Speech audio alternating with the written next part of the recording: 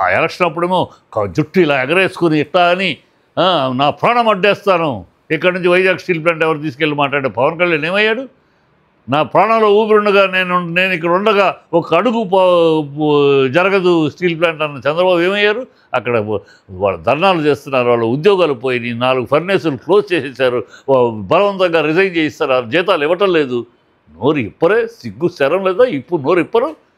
Special status వల్లే ఈ వస్తే స్పెషల్ స్టేటస్ వస్తే ఈ దేశం రాష్ట్రము స్వర్గధామం అయిపోద్ది, అనేక ఇండస్ట్రీలు వస్తాయి, అనేక మంది ఉద్యోగాలు వస్తాయి.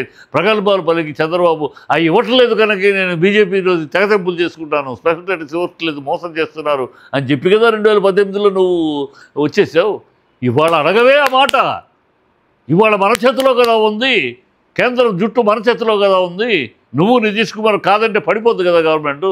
ఇంతకన్నా అవకాశం కొత్తసారి వస్తుందా? 2014లో రాలేదు నీకు అవకాశం, ఓకే, అప్పుడు ఊటనాడ చేయలేకపోయావు అంటే 2014లో బికాస్ వాడు బీజేపీ స్ట్రాంగ్గా ఉంది చేయలేకపోయావు. 2019 జగన్ చేయలేకపోయాడు, బీజేపీ స్ట్రాంగ్గా ఉంది. ఇవాళ బీజేపీ స్ట్రాంగ్ కాదు, బీజేపీ మీ మీద ఆధారపడి ఉంది.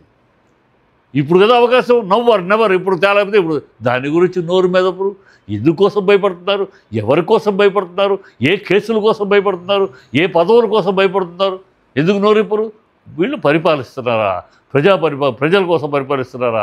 మీరు ఇష్టం వచ్చినట్టు ఇప్పుడు అన్ని బిల్లు రేట్లు పెట్టేశారు. ఏ పనికైనా ట్రాన్స్ఫర్కి ఇంత రేటు, ఉద్యోగానికైతే ఇంత రేటు,